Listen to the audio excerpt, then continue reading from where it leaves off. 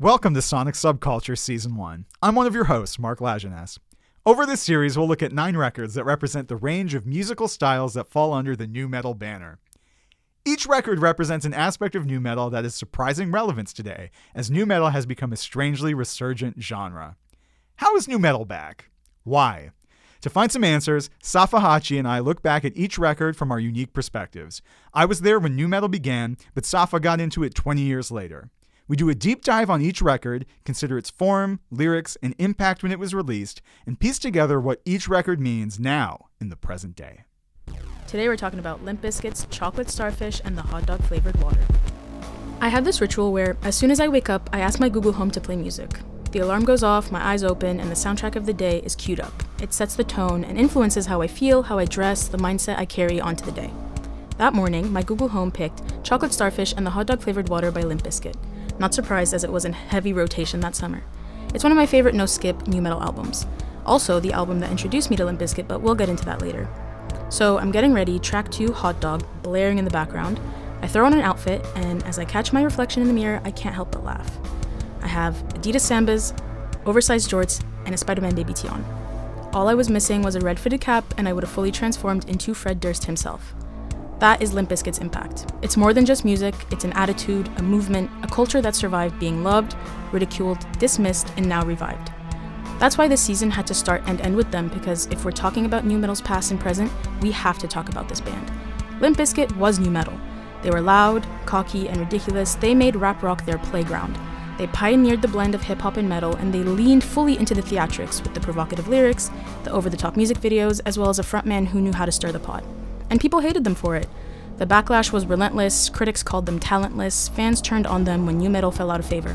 The industry completely moved on. But they never disappeared. They didn't chase trends, they didn't beg for approval, they just kept being Limp Bizkit, and now they're being embraced all over again. From the viral resurgence at Lollapalooza 2021, where Fred Durst rebranded himself as Dad, to TikTok teens ironically and then unironically blasting their music, Limp Bizkit is back. And this album, Chocolate Starfish and the Hotdog flavored water, captures exactly why. If Significant Other, the album we dissected in episode 1, was their come-up, then this one is their victory lap. The production is polished, the lyrics are unapologetic, and despite there only being a year between both records, this one feels bigger, meaner, and cockier. So today, we're diving in. How did Limp Bizkit shape nu metal? How did they survive when the genre was declared dead? And why, after all these years, they're still one of the most divisive but undeniably important bands in rock history? This is the season finale. This is Limp Bizkit's legacy. So let's get into it.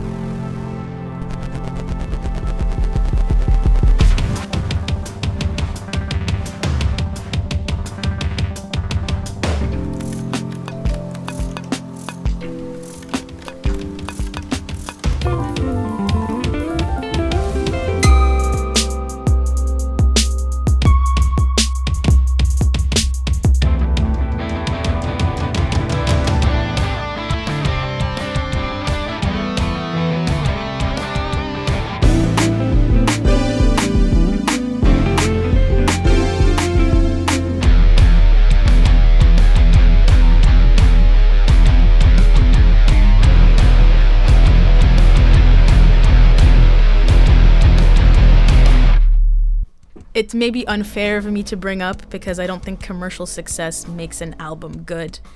But released on October 17th, 2000, Chocolate Starfish and Hotdog flavored water set a record for highest first week sales for a rock album, with over 1 million copies sold in the US in its first week of release. Almost 500,000 of those sales happening during the first day. Limp Bizkit may not have been the most innovative or charismatic band of their time. I still think that they left a very lasting imprint on music history. And I think that this album, despite having mixed reviews, was still a very good album. I've got a screenshot here. 2 Google reviews right beside each other. First one, 5 stars, great album. It's one of those rare albums for me where I can listen to the whole thing without skipping a song. Whether you're a rap or nu metal fan, you're sure to enjoy this one. I feel like that's kind of how I'm feeling. The one right under, 1 star. This is trash. Don't waste your time. The worst of nu metal. And not to put words in your mouth, Marc, but I feel like that's where you're standing. No, not quite. I would express myself with a bit more nuance than that, but not much more for this record. Channeling my inner Roger Ebert, the hater mode. I got to be honest. I was one of those day one people who had this record, as was my friend group. We all went and bought a copy. All 4 or 5 of us got our own. We went to the I don't even remember what the music store was called. It was like a very like it wasn't one of those chain CD stores. It was just like a trash store in our second tier mall in the city I lived in. But we all reserved like as though they would sell out of Chocolate Starfish. You know, we gotta go. Yeah, with that allowance money, we all got one, and then we all we all brought it home to kind of bookend the other Limp Bizkit story, or like we got a significant other, and it was like, wow, this changed our lives. Maybe this also did, in that we were so hyped for this. We pre-ordered a Limp Bizkit album. We brought it home, and out of the, how many, there were 4 or 5 of us there. I can't remember who all was there. Only one of us at the end of that first listen, we all listened to it together, was like, this is the best thing ever. The rest of us were like, oh man, that wasn't good. The underdog. Poor guy. So you also didn't like it at the time you first listened to it? Yeah. Hated it. Hated? Yeah. How come? But loved the singles. The singles got us to buy this thing. Okay. And one of the things that actually really shocked me on this nostalgic re-listen, because I have not listened to this record since 2001. Maybe I listened to it in 2002, and then I haven't heard it since then, was like, I remember songs like My Generation and My Way being way better than they were on the re-listen.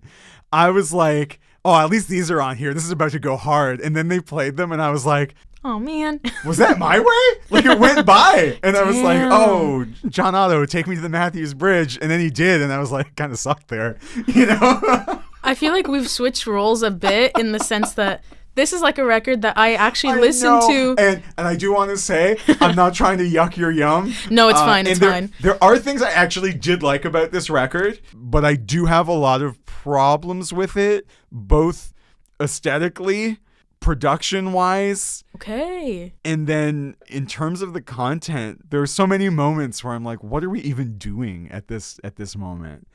And like the meta of what this record came to represent, both at the time for me and my friend group as a bunch of listeners who had fallen in love with nu metal, before Significant Other for many of us, but that was like, again, this crystallizing moment. And then within a year, this comes out like a year of Significant Other.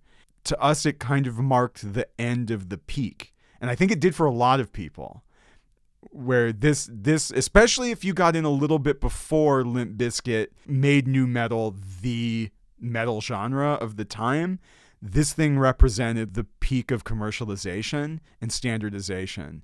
That, like, why does Fear Factory in 2001 have all these nu metal parts on their industrial metal record? Well, it's the Limp Bizkit of it all. Okay, I can so see that. I think I keep saying this, but it's in moments like this where I'm like, it is really good that we have the differing perspectives on this, because Absolutely.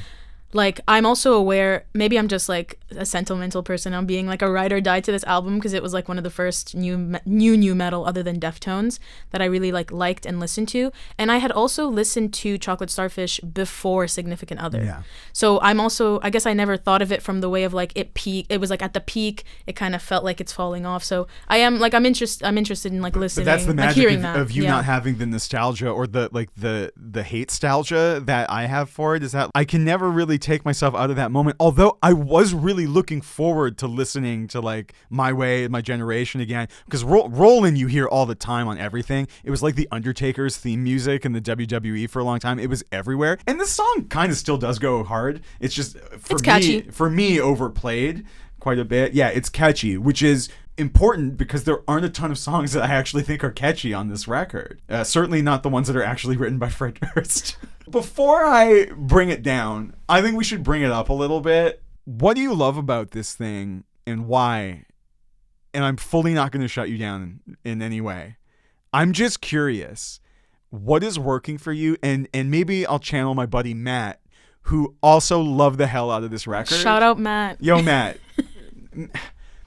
Matt's all right, man. Matt always just liked the records he liked, no matter what any of us thought about them. And I think at the time we were like, "Oh, Matt, why you like this?" But you gotta respect that he liked what he liked. Yeah, Chocolate Starfish and the Hotdog flavored water. Why? I don't want to sit here and be like, oh, I don't know, it's just a vibe, it's just like an essence of it, but I really enjoyed the songs, and I feel like, okay, just, fair warning, before I do get into this, I'm still aware that Fred Durst is like a controversial person, like he's not the best, like I don't want to sound like I'm a number one super fan, but I feel like how I took this record was basically, in that short year, I feel like everything happened so fast for them in terms of like commercial success and how like they were more criticized than ever, even more than they already were, and they were like talked about all the time. And I feel like this was kind of like a kick back to that. Like they were kind of, I mentioned it in the intro too, like they were more confident, they were more sure of themselves. And I'm kind of feeling that like ego. And although it is annoying, like he is an annoying guy, I feel like in this album, I feel like he's kind of allowed, and maybe that's why I like it. And I don't know. I know I'm really seeing it from like what it is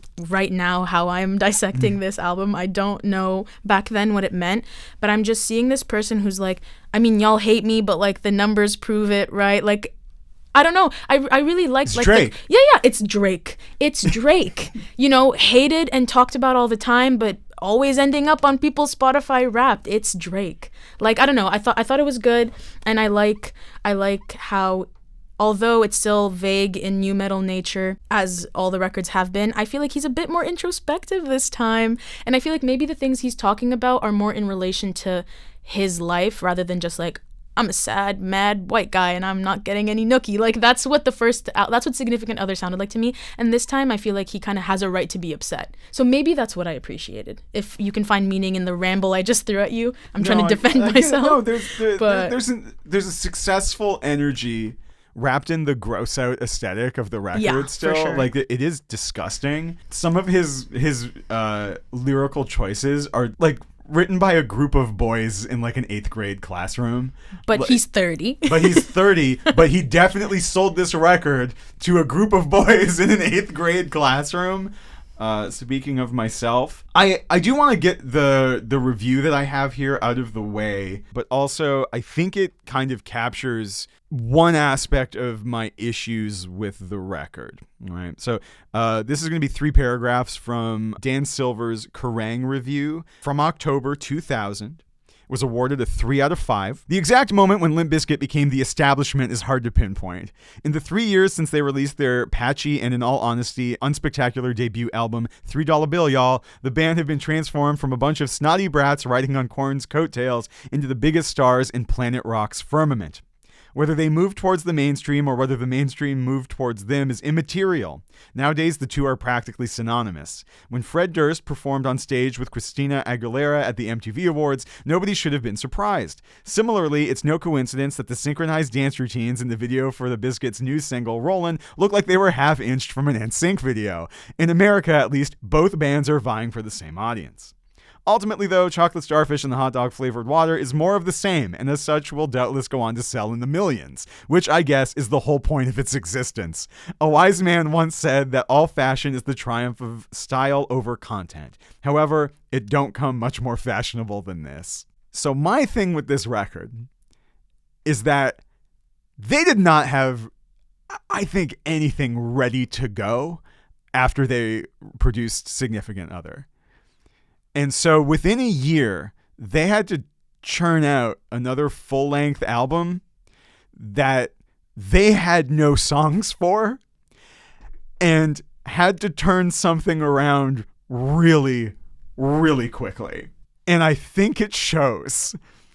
Where outside of the singles, such as the one that they got commissioned to make for Mission Impossible 2, which I think is actually one of the stronger tracks on this record. It's a pretty good song. It's a banger. Thank you. The Mission Impossible track is great, but also they had that Mission Impossible money for that. Like that track, I'm fairly sure, was recorded in a different recording session than the rest of the record. Alrighty. Because it was out on the Mission Impossible 2 soundtrack before this came out. Or at least it was recorded for it prior. Also, little side point. If you're listening to this and you're like, Limp Bizkit was the mainstream, what are you talking about? No. They were. At this point, they became the most important act in like American metal, certainly, music, arguably. They were a moment. They were such a moment that in the video for Take a Look Around, the song that they wrote for the Mission Impossible 2 soundtrack, Fred Durst and the boys partying in a diner parking lot in what looks like some city in Florida, could very well be Jacksonville. It's intercut with Tom Cruise on his motorcycle throwing his exploding glasses towards the camera and doing like the Mission Impossible rope trick scene. Like the biggest American movie star intercut with Fred Durst. It means something. It means everything for what this record actually is, which is this moment where Limp Bizkit kind of became the Black Eyed Peas of metal. Damn.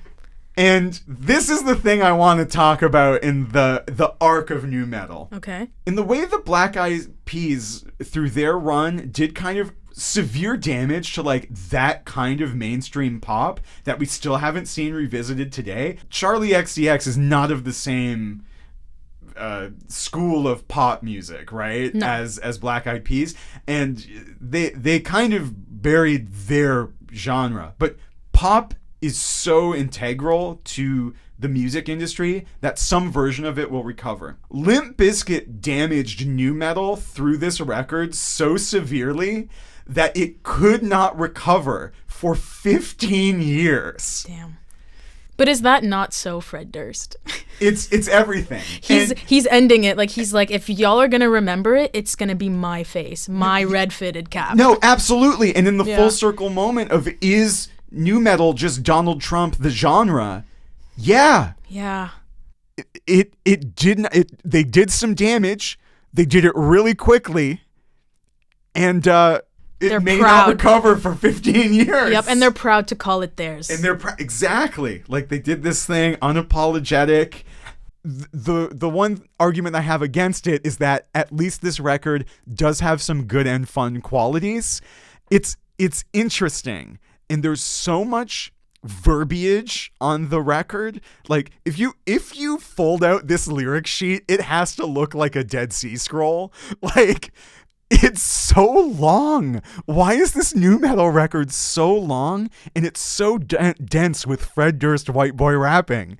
And you said there were some great tidbits in the lyrics. Oh no. And I want to hear yours that are good, because I have some that are bad. Well, okay, hold on. Like, I'm saying good, but I guess when you're, you know what, like, season finale, we've been talking about nu metal for a lot of episodes. Yep. And I think it's just funny, like, maybe I'm being biased and I'm really looking at it through a Limp Bizkit type of, like, scenario where you take what they used to say, so now it's making it seem like he's got something to say that's worth it. But I do think it goes back to my argument maybe of, like, he's kind of allowed to be like cocky or pissed off at the stuff that's going on. Yeah. But also I think maybe, and I'm really, really glad that we picked this record for this episode. Oh, me too. It makes so much sense. Like, I really think that I'm looking at it from the perspective of someone like a Gen Zer getting into nu metal and really not understanding what it meant back then, the effect it had, how it changed. Because I'm reading some of these lyrics and I'm like, this is so me. This is so us. This is so what is going on right now.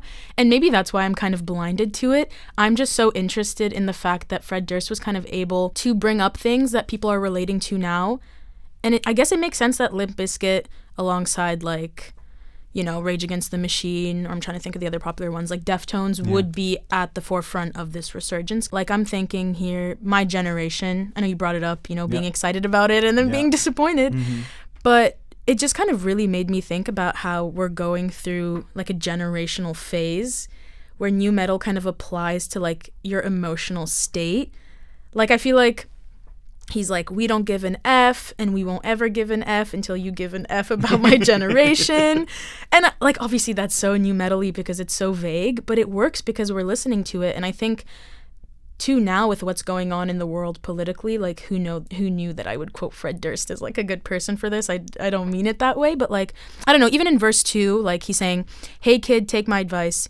You don't want to step into a big pile of shit. Captain's drunk, your world is Titanic, floating on the funk, so you gotta get your groove on. So like, get your groove on. Yeah, so is he not like kind of saying, you know, like world leaders are drunk captains, like everything's kind of a mess? I don't know, maybe I'm just like... I do think he kind of is, but I think he's also like, everyone is just him. That is one thing I did write down though. And this is where it gets to me a little bit. Like, take a look around, which is, if you listen to it without listening too hard, it's like, you know, hate is all the world has even seen lately. Like, it's, you would think it's a song about like, don't hate, stop it.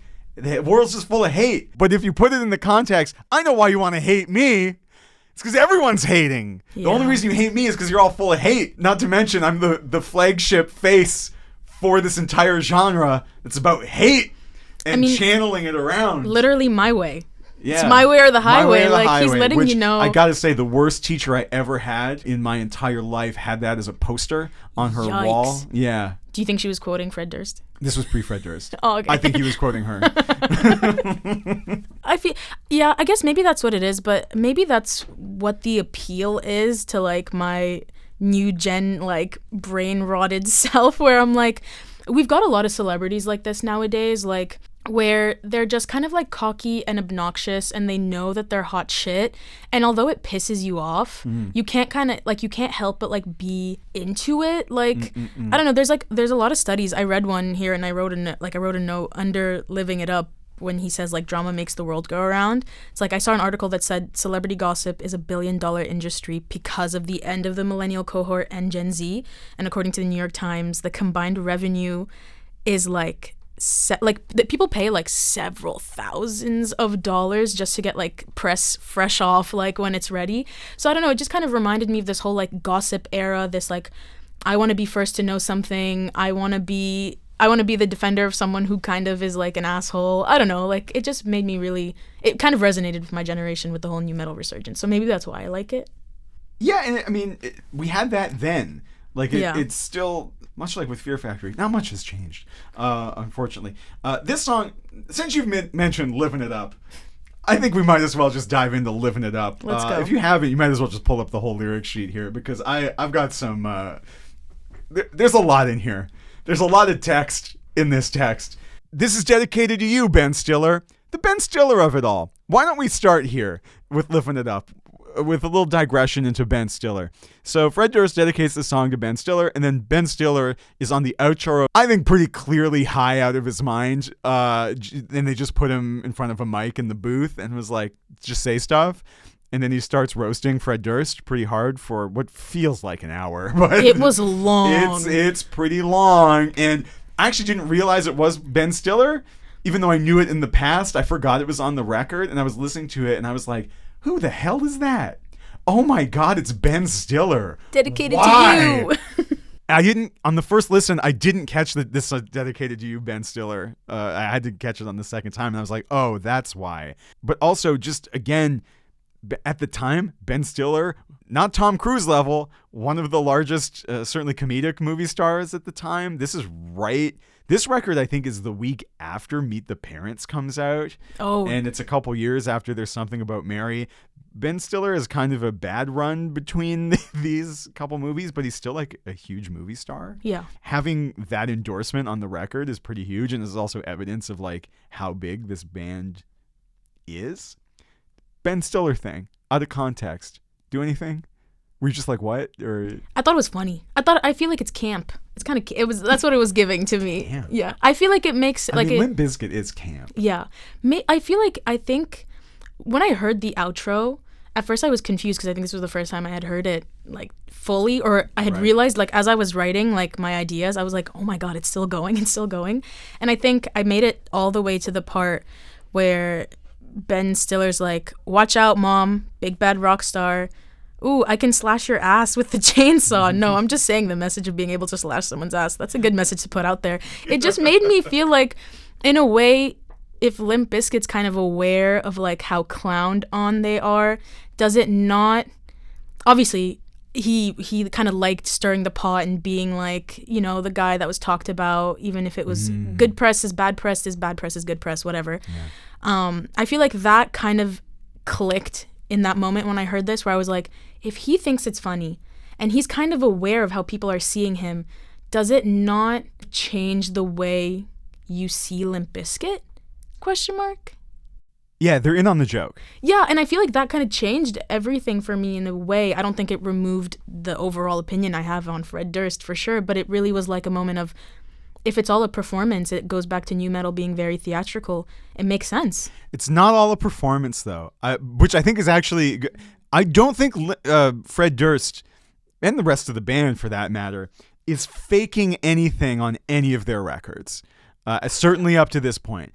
I pretty sincerely believe the thing that you're listening to, the lyrics that you're reading when you're consuming Limp Bizkit, are 100% pure distillation of life experience into art.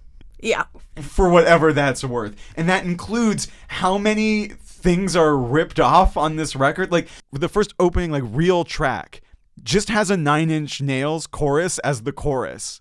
But it's not, like, memed, or it's just, they're just using it again. Yeah. With a kind of twist on it, but they're also just using it in the song. It's so Drake. It's Drake does the same thing. Yeah, I mean, it's effectively like they're going back to their roots as just like a cover band, you know, learning how to be a band, and they're just doing it with 9 Inch Nails on the biggest record of the year. Like, it works in the context of the song, but it's so weird to lead your record with something that is not stolen. They got permission to do it. Like, it's, they wrote that way, but it's like, this is your victory lap, which I think you said, right? Mm-hmm. And you're going to open your victory lap with the most famous chorus from another band. When you put it like that. It's odd to me. That's true.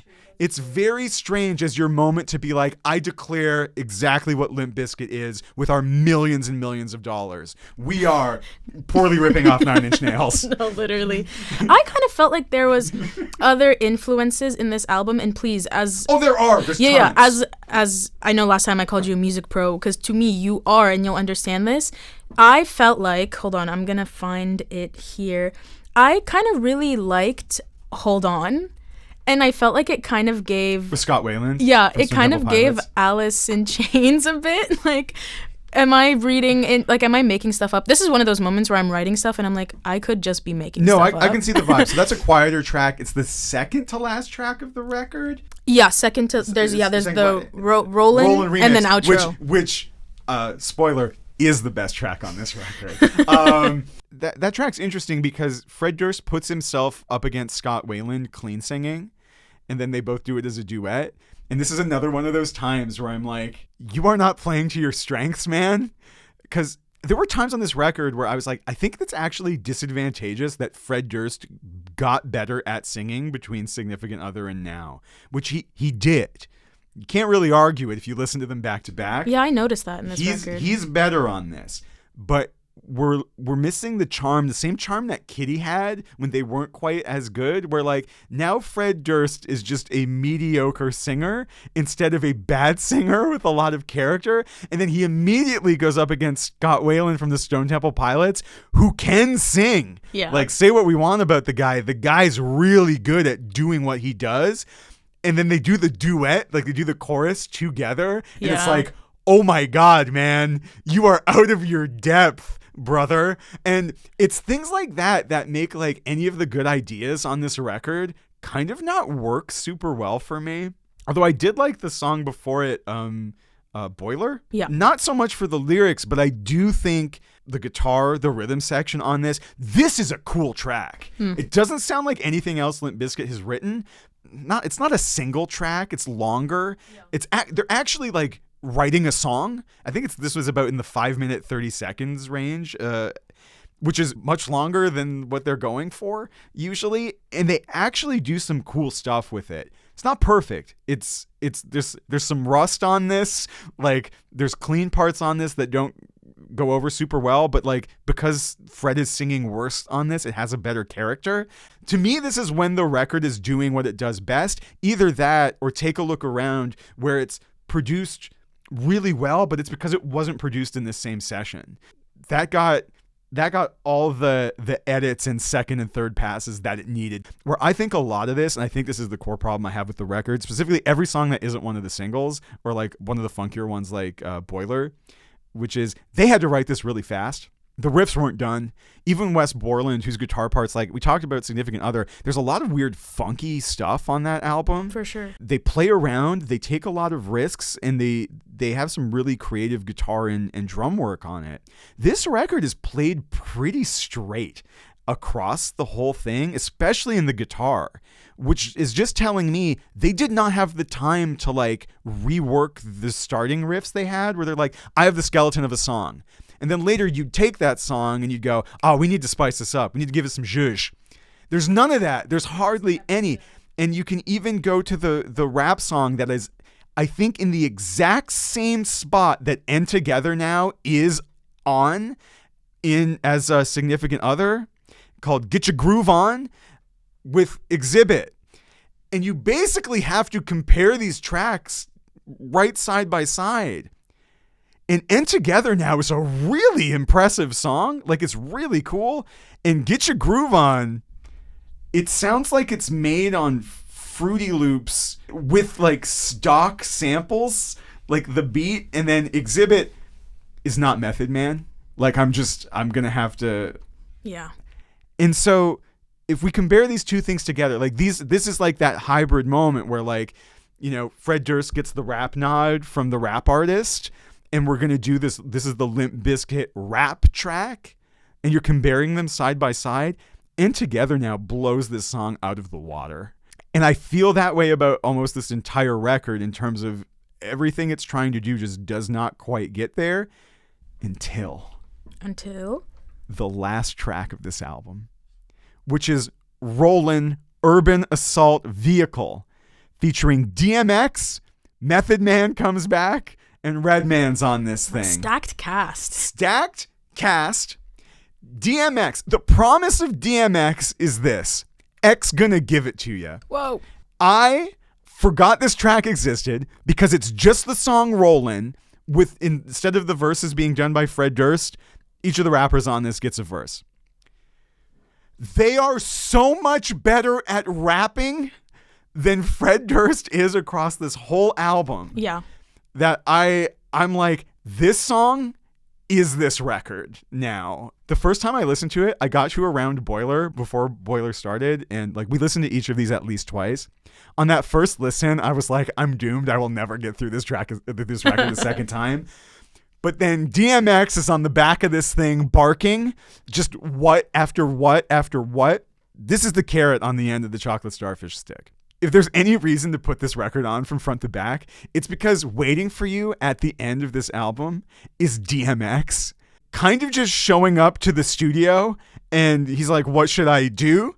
If you look at the lyric sheet for this and you look for all the parts where DMX is, he's just going, come on. And it's like, okay. But it's everything.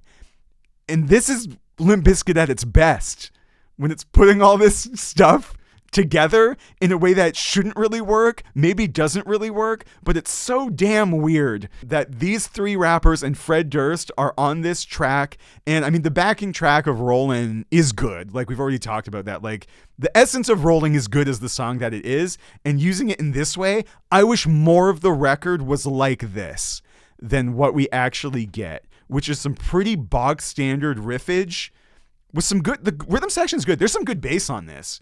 But how often in a new metal record or a metal record in general are you like, I'm coming to this thing for the bass? It's doing the job it's supposed to. It's living in the back and just being solid. But I do think the drums and the bass on this are pretty good. The other thing, compared to Significant Other, that I want to say is the production on this is dynamically in a very limited range. Like, the quiets are brought to the middle and the loudest parts are brought to the middle. And that's a pop appeal thing where you don't want to make the range too high, because if your highs are too high and your lows are too low, it's going to be like when they go from clean part to loud parts and be like, it's going to, scare the normies or whatever. And so you bring it close to the center. And I do not think that serves their act at all. Part of that rawness on Significant Other, where the lows are lower and the highs, like when it gets really aggressive, they turn it up. I'm missing that on this a lot of the time, except the start of Boiler goes really hard. And it's almost the only time they do that. And I had this memory of My Generation and My Way being way harder than they actually are, but they're not, because it's all brought to center. It's all really in this mid-range. And because of that, I feel like the promise of Limp Bizkit, like the mess of it all, that rawness, being a commercial success does not suit what the act is in a lot of ways. Although, to their credit, with the lyricism, which is gross and juvenile, they are still pushing the boundary of what you can do, certainly as the largest metal act of that year. So I don't know what to do with that. I had a lot of problems with this record. I respect what it was trying to do. I wish it was better, but they weren't at the level of musicianship where you could crank out a record that fast and make it like the groundbreaking thing you wanted it to be, that we all wanted it to be. Because somewhere I'm like 16, waiting for this thing to come out, talking with my buds after school. Damn, tomorrow when this record comes out, we can walk to the CD store and pick it up. It's going to be the best day of our lives. Damn. And so much hope. And it wasn't. And thank God it wasn't. Because I've grown since then. And maybe I wouldn't have if they released an absolute banger in my mind. I think it's great that you don't have that build up and can actually enjoy some of the stuff that's here. I also can't hear the little production tweaks and stuff, so I'm just like, yeah, this is great, like the whole time. Usually, like, I will cap myself at listening to it like 2 to 3 times, and I found myself, which you're probably cringing at this, like, I found myself listening to it for the majority of the week just because I was working on it, and I was, like, okay with it constantly playing in the background. Like, I'm messing up my Spotify Wrapped, but it's worth it to me.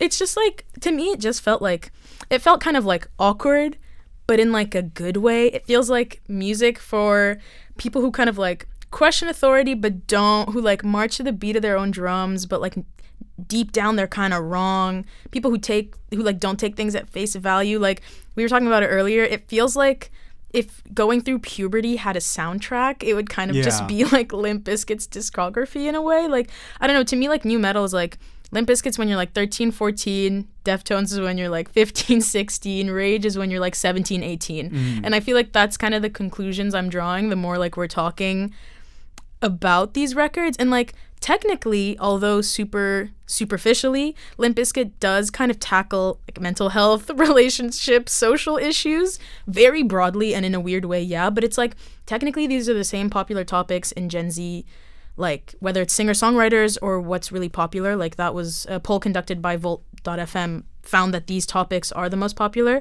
and I guess it kind of makes sense. And like I don't know, it feels like they touch on relationships. It's messy, it's emotionally charged, it's kind of unfiltered, and I guess maybe that's why it's coming back and like it's finding itself again in our generation, but specifically for this age group, this like awkward questioning age group. I found a study that kind of supports this like generational hypothesis. Yes, please give me the Fred Durst study.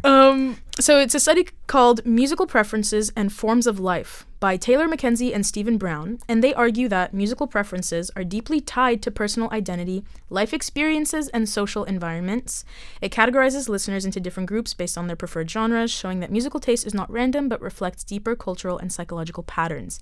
So like the study reinforces the idea that nu metal's resurgence among Gen Z isn't kind of random, but I feel like it's particular, or like it makes sense within this age category right now.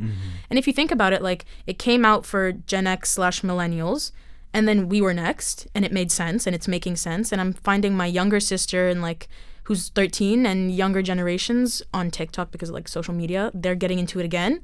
I feel like if the next generation after Gen Alpha find themselves also liking nu metal, then it would kind of fall into like it would work with this argument in the sense that like you mentioned last episode when you were talking about Unity TX, it's more of that new metal moment is making a comeback, because this whole like being uncomfortable but like being cocky and awkward in spite of it, exactly, like works for that life period that you're kind of in.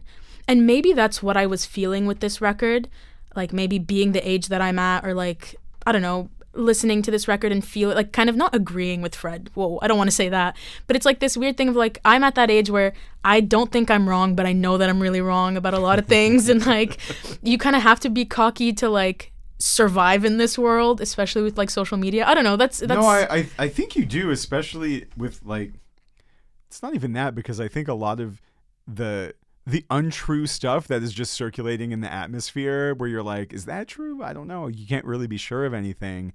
You kind of just have to be like sure of yourself. Yeah, you do. And Fred Durst, for all his flaws, has a lot of confidence to sing about the things to sing, period.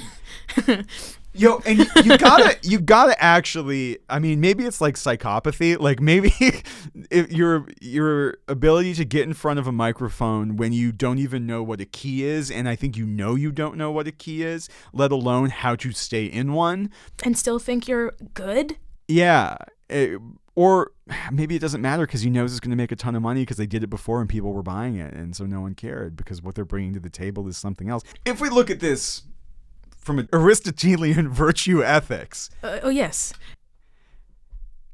A good nu metal record does not require you to sing well. And you can sing on it. And it doesn't matter that it's bad, because the nu metalness quality of the nu metal record is not determined by singing well. There you go. And in fact, it may be more nu metal if you're kind of shit at it. And so the midness of certain aspects of this are the important thing. And the quality, the way we would normally evaluate music of like, do they sing well? Do they stay within the meter? Who cares? It's not what it's about. Let them go all over the place. Let Fred Durst key change unintentionally 7 times in the same phrase, right? It's okay. He's not that bad, especially on this record. He's not that bad. It's like someone. That's an exaggeration. No, there's one part in this where he was singing. I can't remember what track, and I was like, "Damn, Fred, nice job, dude. Go ahead, buddy. You got it. You got this. Go get it." And it probably wasn't auto-tune either. Probably just did it on his own. Sweet guy. Do you? Sweet guy. Non sequitur. Do you have on this record by any chance a favorite lyric or perhaps a lyrical section that passed by that you've thought about that you're like, what is this, or that really sticks out to you as being extra Dursty? Like the entire song My Way, like I don't know. I feel like I know we already talked about it, but like the My Way or the Highway, I felt like, and maybe I just wasn't locked in when we were listening to Significant Other, but I feel like he was kind of being, and I use this term super loosely, but like romantic and kind of lover boy-y in some of the songs. Yeah. Like I thought it was kind of interesting to see him in The One. I kind of liked the maybe we could be soulmates, but maybe not, but maybe so. I really liked that part, and I felt like, I don't know, it, not these words necessarily, but like being on TikTok and especially on X, and I think I've mentioned this in a lot of previous episodes, this whole like this like yearning for your exes is like super popular right now, and just like being mad that things didn't work out, and like the whole like situationship pandemic of it all. And listening to this, I was just like, damn, like this is so like, it's so funny and it's so relatable. And even in Boiler, if I'm not mistaken, I think, I wouldn't say like it went super viral, but on my side of TikTok at least, people had made like a breakup trend where like they just put pictures of themselves looking really hot in like alt makeup, and the lyrics playing across this like slideshow was like why did I have to go meet somebody like you, and why'd you have to hurt somebody like me? No, this record, there are a couple moments where there's like a puppy doggy kind of like sweetness to the way he's expressing himself, contrasted with boom, you set me up. Bro, no, I'm kidding. I didn't know you were gonna go to that part, but I think it's actually true. But there was a part of this on Living It Up, we'll bring it back to Living It Up, where I guess technically we didn't leave, where he talks about, don't forget about the Starfish navigation system. And I was like, I was like, okay. And this lyric stands out because he makes like a robot voice, and he's like Starfish navigation system, and he's like, wow, damn, really cool, Fred. And I was like, the image it conjured in my mind at first, which is not the right one, was him, because the chocolate starfish is the rectum, right? And I was imagining Fred Durst being led around by his butthole. And I was like, I don't quite get it. That can't be what this is. No, he's just talking about his penis. It's just a metaphor. It's a long way of saying his penis. Damn. And 1, of course. 2, ew. 3, definitely the only person who's described his penis through the word starfish navigation system. And thus is Fred Durst one of the notable poets of our time. Definitely for those 3.5 years of new metal popularity. It was like refreshing to hear, maybe. So, any last thoughts on Chocolate Starfish? And then I think we should probably do a little discussion on season 1 and like new metal. I think both of those things can come together in the sense that, and I've mentioned it a lot, but I really want to hone in once again on the fact that this was the perfect album to do the circle back, because it really, like, looking back, like we were definitely talking about it and like teetering on the topic of why it keeps coming back and what's the generational impact. But I really do think, as I mentioned a bit earlier, like it makes so much sense that like the movement just keeps moving to different generations at this awkward stage in your life where you're kind of Fred Dursting, you know, like you're kind of maybe not to the same level as him, but I don't know. I think it just things just kind of clicked a bit, which is crazy to say. Like there's a recording of me saying things clicked when I listened to this record, Chocolate. But it clicked with so many people. Yeah. And it makes sense. You cannot sell that many copies if the fundamental idea of Limp Bizkit, both the singles leading up to the release of this and all the people who were on board, either from $3 Bill Y'all or from Significant Other, were just, we want more of whatever this is selling because it's doing something exactly right for right now. Yeah. And going back to that image of the entire crowd at Lollapalooza cheering him on as he's like, Dad, like Fred Durst understands something. Implicitly, I don't think it's a calculation, but like he gets something and he represents something, certainly about America. But I do think I don't think it's limited to that border, which hopefully is not expanding.